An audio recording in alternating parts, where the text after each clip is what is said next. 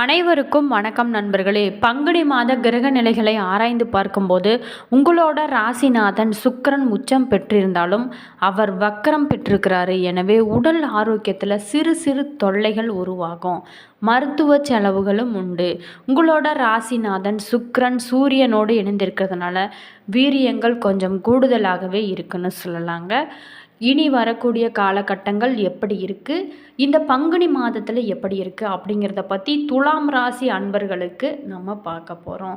வீடியோவை ஸ்கிப் பண்ணாமல் கடைசி வரைக்கும் பாருங்கள். வீடியோ பிடிச்சிருந்தால் லைக் பண்ணுங்கள், கமெண்ட் பண்ணுங்கள், ஷேர் பண்ணுங்கள். இந்த மாதிரியான தகவல்களை நீங்கள் தெரிஞ்சுக்கணுன்னா மறக்காமல் நம்ம சேனலை சப்ஸ்கிரைப் பண்ணி வச்சுக்கோங்க. கூடவே பெல் ஐக்கானை கிளிக் பண்ணிட்டு வாங்க வீடியோக்குள்ளே போகலாம். இந்த நேரத்தில் சுப விரயங்களை மேற்கொள்வது நல்லது. வீடு கட்டுவது, கட்டிட வீட்டை பழுது பார்ப்பது, பிள்ளைகளோட கல்யாணத்தை முன்னிட்டு சீர்வரிசை பொருட்கள் மற்றும் வீட்டிற்கு தேவையான அத்தியாவசிய பொருட்கள், மின்சாதன பொருட்கள் போன்றவற்றை வாங்குவதன் மூலம் விரயங்களை சுப விரயமாக மாற்றிக்கொள்ளலாங்க.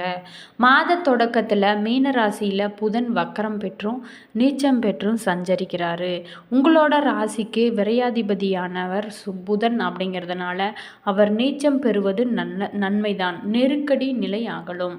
நிலையான வருமானத்திற்கு வழி பிறக்கும். 9ஆம் இடத்திற்கும் அதிபதியாக புதன் விளங்குவதனால முன்னோர் சொத்துக்கள் சம்பந்தப்பட்ட பஞ்சாயத்துகளில் தாமதம் ஏற்படும்.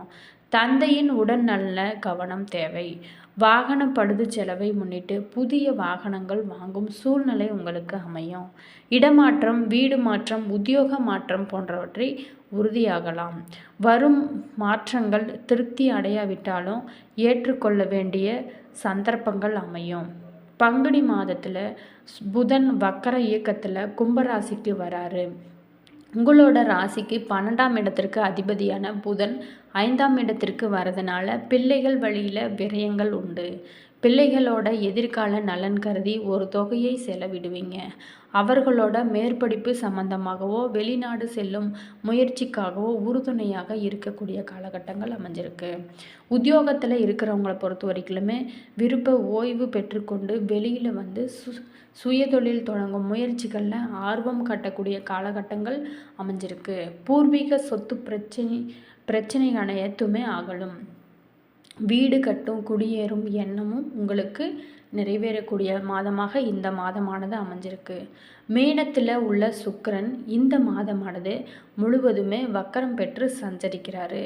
உங்களோட ராசிநாதன் சுக்கிரன் வக்கரம் பெறுவது அவ்வளவு நல்லதல்ல. அதே நேரம் அஷ்டமாபதியாகவும் சுக்கிரன் விளங்குறதுனால சுப விரயங்கள் அதிகரிக்கும். இழப்புகளை ஈடு செய்ய புதிய வாய்ப்புகள் உங்களுக்கு கிடைக்கக்கூடிய சூழ்நிலைகள் உருவாகும். பங்குதாரர்களை விலக்கிவிட்டு புதியவர்களை இணைத்து கொள்ள நீங்கள் முன் வருவீங்கன்னு சொல்லலாம். கடந்த காலத்தில் வாங்கிய கடன்கள் அனைத்துமே கடன் சுமை தீர இடம் பூமியை விற்க முன் வருவீங்கன்னு சொல்லலாங்க. வாடகை வீட்டில் கஷ்டத்தில் நடைபெறும். தொழிலை சொந்த கட்டிடத்திற்கு மாற்றும் முயற்சியும் உங்களுக்கு கைகூடும் மாதமாக இந்த மாதம் அமைஞ்சிருக்கு. சித்திரை 3, 4ஆம் பாதம் துணிச்சலுடன் பிறந்த உங்களுக்கு இந்த பங்குனி மாதனது மிக யோகமான மாதமாக இருக்குது. உங்களோட செவ்வாய் மாதத்தின் தொடக்கத்தில் ஜீவனஸ்தானத்திலும் சஞ்சரிப்பதால் செயலில் கவனமாக செயல்பட வேண்டும். வாய்ப்பு உங்களை தேடி வரும் சூழ்நிலைகள் உருவாகும். அதில் உள்ள நல்ல பயன்களை தீமைகளை ஆராய்ந்து நீங்கள் செயல்படுவது ரொம்ப நல்லது. குரு சுக்கிரன் பரிவர்த்தனை பெற்றிருக்கிறதுனால போட்டியாளர்கள் மீது எப்போதும் கவனமாக இருப்பது ரொம்ப நல்லது. தொழில் வியாபாரத்தில் மறைமுக தொல்லை உண்டாகும்.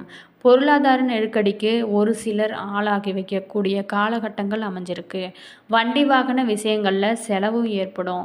ராகுவும் சூரியனும் எடுத்த வேலைகளை முடிக்கக்கூடிய ஆற்றலை தருவாங்க.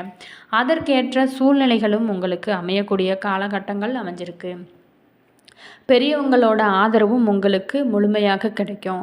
உடல் மனதில் இருந்த பிரச்சனைகள் அனைத்துமே முடிவுக்கு வரக்கூடிய காலகட்டமாக இருக்குது. துணிச்சலாக செயல்படுவீங்க. குரு பகவானோட பார்வையால் உங்களுக்கு வரவுகள் அதிகரிக்கும். குடும்பத்தில் ஒரு சிலருக்கு நிம்மதியான சூழ்நிலையும் இருக்கும். கொடுத்த வாக்கை காப்பாற்ற முடியும். ஒரு சிலருக்கு புதிய சொத்துகளும் சேரக்கூடிய காலகட்டங்கள் இருக்குது. குடும்பத்தில் சுபகாரியம் நடந்தோறும். பூர்வீக புண்ணிய ஸ்தானத்தில் சனி ஆட்சியாக சஞ்சரிக்கிறதுனால பிள்ளைகள் நலனில் கூடுதல் கவனம் செலுத்துவது ரொம்ப நல்லது. புதனின் சஞ்சாரம் சாதகமாக இல்லை அப்படிங்கிறதுனால மாணவர்களுக்கு படிப்பில் கூடுதல் அக்கறை செலுத்துவது ரொம்ப நல்லது. ஆசிரியர்களோட ஆலோசனையை முழுமையாக ஏற்பதும் வேறு சிந்தனைகளுக்கு இந்த காலகட்டத்தில் இடம் கொடுக்காமல் இருப்பதும் ரொம்ப ரொம்ப நல்லது.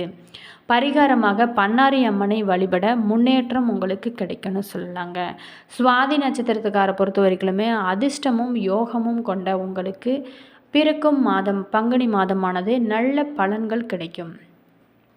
சத்ருதானத்தில் சஞ்சரிக்கும் ராகு நீங்கள் எடுக்கும் வேலைகளில் முன்னேற்றத்தை உண்டாக்குவார். தடைப்பட்ட வேலைகளை நடத்தி வைக்கக்கூடிய சூழ்நிலைகளும் உருவாகும்.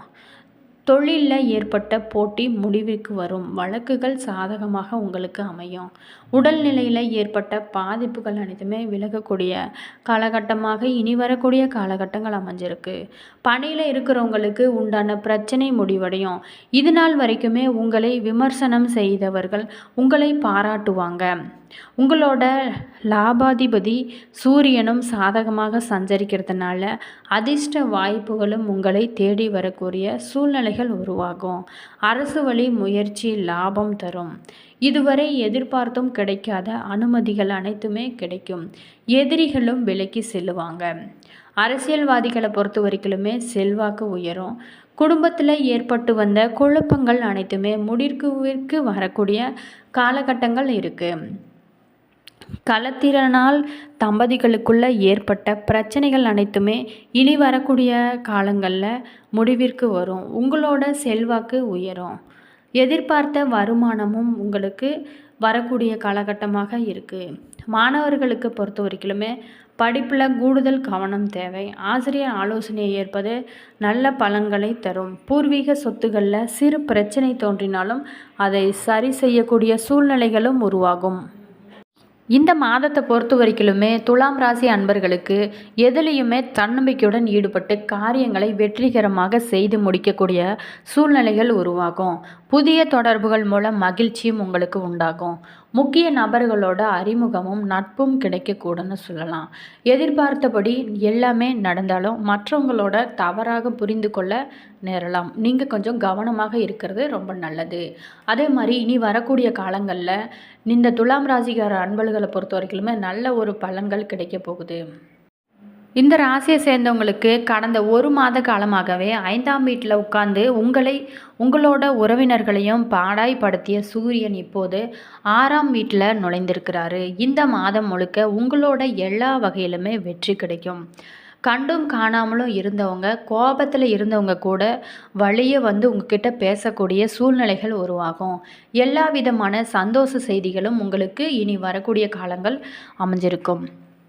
பிள்ளைகளோட கோபங்கள் குறைய ஆரம்பிக்கும். அடுத்தடுத்து அவர்களுக்கு உடல்நிலை சரியில்லாமல் இருந்திருக்கும். இனிமேல் ஆரோக்கியமாக மாறக்கூடிய காலங்கள் இருக்குது.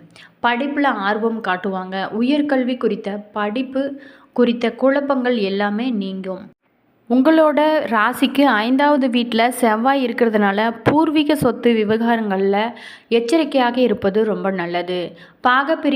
பிரிவினை விஷயங்களில் குறித்து பேசும்போது கோபத்தை கட்டுப்படுவது நல்லது. உங்களுடைய ராசிக்கு யோகாதிபதியாகிய இருக்கக்கூடிய புதன் சற்று பலவீனமாக இருக்கிறதுனால தந்தையோட ஆரோக்கியத்தில் அக்கறை காட்டுவது ரொம்ப ரொம்ப நல்லது. அங்கீகாரம் இல்லாத நிதி நிறுவனங்களில் பணத்தை முதலீடு செய்வதை தவிர்க்க வேணும். விலை உயர்ந்த தங்க நகைகளை கவனமாக கையாளுவது ரொம்ப நல்லது. வியாபாரத்தை பொறுத்த வரைக்குமே இந்த மாதத்தில் நல்ல முன்னேற்றம் கிடைக்கும். வளர்ச்சி லாபத்தை காணக்கூடிய காலமாக அமைஞ்சிருக்கும். பங்குதாரர்களாலும் உங்களுக்கு யோகம் உண்டாகும். உத்தியோகத்தில் இருந்து வந்த தொந்தரவுகள் சரியாகி பணி சுமையும் குறையும். உத்தியோகத்தில் நல்ல பெயர் உங்களுக்கு கிடைக்கும்னு சொல்லலாங்க. சகோதர வகையில் அனைத்து உதவிகளும் வந்து உங்களுக்கு சேரும். இந்த மாதத்தை பொறுத்த வரைக்குமே முழுக்க அனைத்து விதமான சந்தோஷங்களையும் நல்ல பலன்களையும் பெற சபரிமலை சாஸ்தாவன ஐயப்ப சுவாமியை வணங்குவது உங்களுக்கு நல்ல பலன்களை தரும்னு சொல்லலாம். வாய் பேச முடியாதவங்களுக்கு உதவுவது நன்மை பயக்கும். வெள்ளரிக்காய் இளநீர் தானமாக கொடுப்பது அதிர்ஷ்ட பலன்களை உங்களுக்கு கிடைக்கும்னு சொல்லலாங்க. என்ன நண்பர்களே, இந்த வீடியோ உங்களுக்கு பல பயனுள்ள தகவல்களை தந்திருக்குன்னு நினைக்கிறேன். வீடியோ பிடிச்சிருந்தா லைக் பண்ணுங்கள், கமெண்ட் பண்ணுங்கள், ஷேர் பண்ணுங்கள். இந்த மாதிரியான சுவாரஸ்யமான தகவல்களை நீங்கள் தெரிஞ்சுக்கணுன்னா மறக்காமல் நம்ம சேனலை சப்ஸ்கிரைப் பண்ணி வச்சுக்கோங்க. கூடவே பெல் ஐக்கானையும் கிளிக் பண்ணிக்கோங்க. அப்போ தான் நாங்கள் போடுற ஒவ்வொரு வீடியோவும் உங்களுக்கு உடனுக்குடன் நோட்டிஃபிகேஷனாக வந்து சென்றடையும். நீங்கள் என்ன ராசி அப்படிங்கிறத கீழே கமெண்ட் பாக்ஸில் சொல்லுங்கள். All views, thank you.